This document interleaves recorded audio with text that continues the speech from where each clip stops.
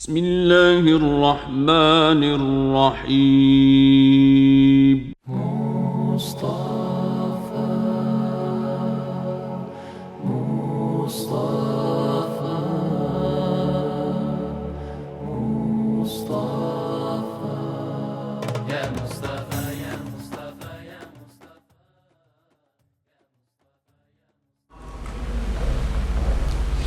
یہ عرس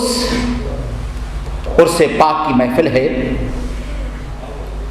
حضرت ضیاء الامت حضرت پیر کرم شاہ صاحب رحمۃ اللہ علیہ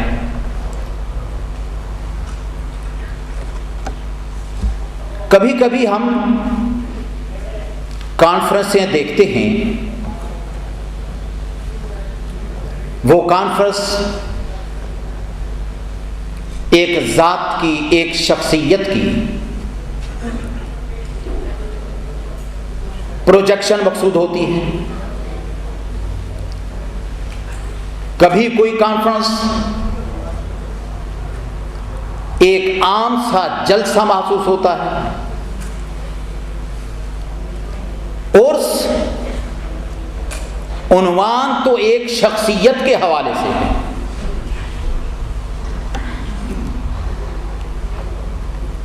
لیکن نمائندگی کے اعتبار سے دیکھا جائے، خطابات کے حوالے سے دیکھا جائے، تو یہ ایک عرس عظیم کانفرنس محسوس ہوتی ہے۔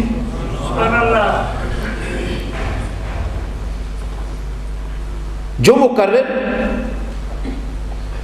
جو عالم، جو خطیب اس عرس کی تقریب میں حاضر ہوتا ہے، اس سے فائدہ اٹھاتے ہوئے وہ باتیں کہتا ہے جو ایک کانفرنس میں کہنی چاہیے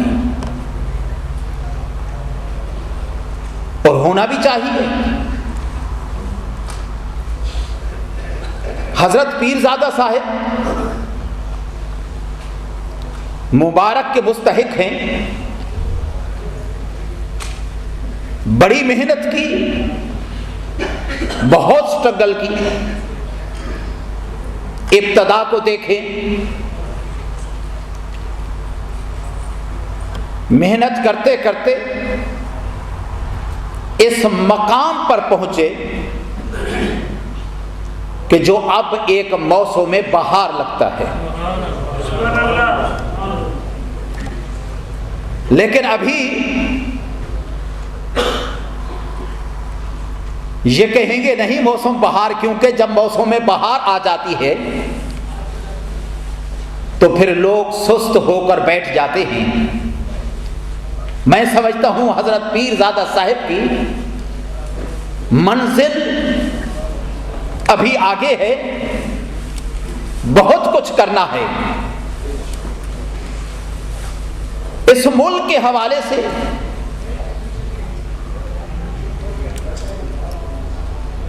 قرآن مجید فرقان حمید راہ ہدایت ہے تمام انسانیت کے لیے۔ اصول فقہ میں کہتے ہیں کہ تقریباً 500 آیات کریمہ ایسی ہیں جن سے احکام ثابت ہوتے ہیں۔ باقی قرآن مجید فرقان حمید میں پہلی اقوام کے حالات، واقعات وہ بیان ہوئے، لیکن سوال یہ ہوتا ہے کہ قرآن مجید فرقان حمید اگر 500 آیات ہی فقط ایسی ہیں جن سے احکام ثابت ہوتے ہیں، تو پورا قرآن مجید فرقان حمید کیا یہ راہ ہدایت نہیں؟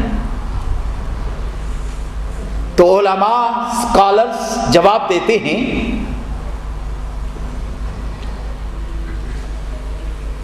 قرآن مجید فرقان حمید مکمل کا مکمل راہ ہدایت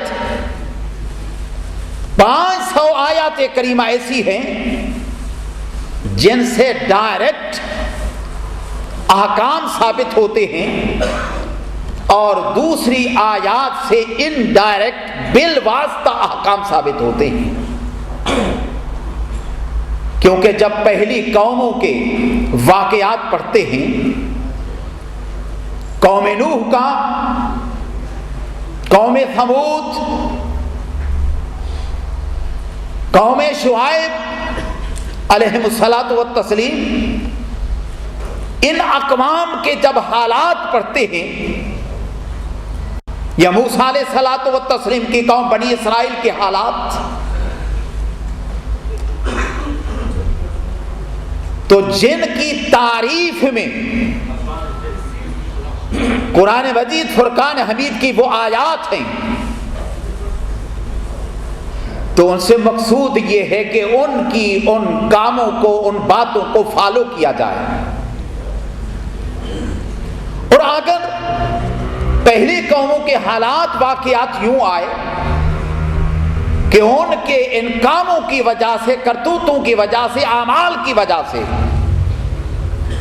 ان قوموں پر اللہ کا عذاب آیا، تو مسلمانوں کے لیے ان آیات کریمہ میں یہ راہ ہدایت کہ ان اعمال سے اجتناب کیا جائے. اہل سنت والجماعت ہمیں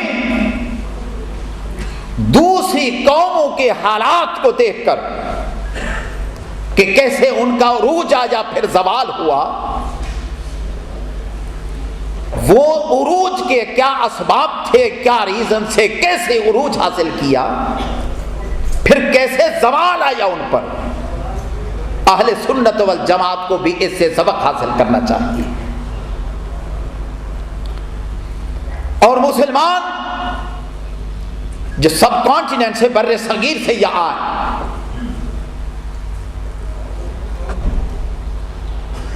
ان کی اولاد، نوجوان بچے بچیاں،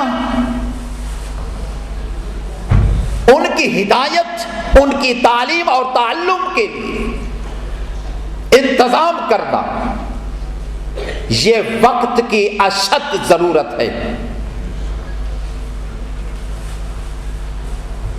اس وقت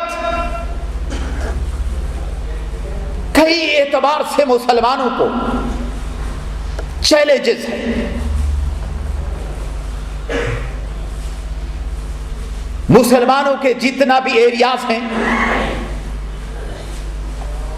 جہاں بھی مسلمان کثیر تعداد میں، کیونکہ پیرزادہ صاحب اس چھوٹے سے ٹاؤن میں رہتے ہیں، صاف ستھرا نظر آتا ہے، لیکن ہم بڑے شہروں میں رہتے ہیں. جس چیز کو ہم دیکھتے ہیں کہ جہاں مسلمانوں کی اکثریت ہوتی جاتی ہے، ہمارے پاکستانی بڑھتے جاتے ہیں، وہاں صفائی کا سسٹم بالکل ختم ہو جاتا ہے، صفائی کے بالکل خلاف ہو جاتا ہے. ہمارے علماء کو، خطباء کو جہاں بھی رہتے ہیں اس طرف توجہ دینی چاہیے، اپنی قوم کو بتانا چاہیے. دوسری بات، ہمارے نوجوان برے اعمال میں اتنا انوالو ہو چکے ہیں کہ یہاں کی جیلیں ہمارے نوجوان اتنا کثرت سے جا رہے ہیں. آبادی کے اعتبار سے دیکھا جائے ہماری پرسنٹیج جیلوں میں بڑھتی جا رہی ہے. کیا ان کی طرف بھی توجہ کرنی چاہیے. اور دوسری بات، بہت سارے مسائل جو تقاضا کرتے ہیں علماء فقہا کے ایک بورڈ کا، کیونکہ ایک دین ہے، دوسری شریعت. دین میں ثبات ہے، شریعت میں تغیر. سب کانٹیننٹ میں رہنے والے مسلمان اسلامی دینی مسائل کے اعتبار سے، شریعت کے اعتبار سے ان کے لیے اور حالات ہیں۔ جب مسلمان یہاں پہنچتے ہیں بزنس کے اعتبار سے، جابس کے اعتبار سے، بہت سارے ایسے مسائل سے ان کو واسطہ پڑتا ہے کہ ان کی شرعی طور پر رہنمائی ضروری ہے۔ بہت سارے لوگ سوال کرتے ہیں کہ جناب جو ٹیکسی ڈرائیور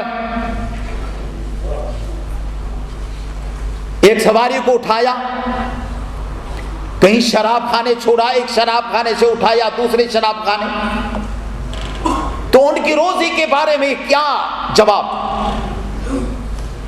اسی طرح ہمارے بہت سارے لوگ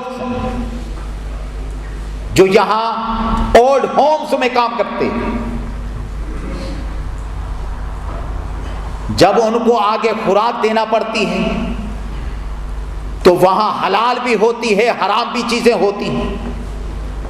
پھر مورگیجز کے مسائل، تو یہاں علماء کا ایک بورڈ ہونا چاہیے، علماء فقہاء کا۔ جب ہم یہ تسلیم کرتے ہیں کہ شریعت میں تغیر، تو اصول کو مد نظر رکھتے ہوئے بہت سارے مسائل ایسے یہاں ان کے اجتہاد کرنا پڑے گا، حالات کے پیش نظر قوم کی رہنمائی کرنا پڑے گی۔ میں یہ جانتا ہوں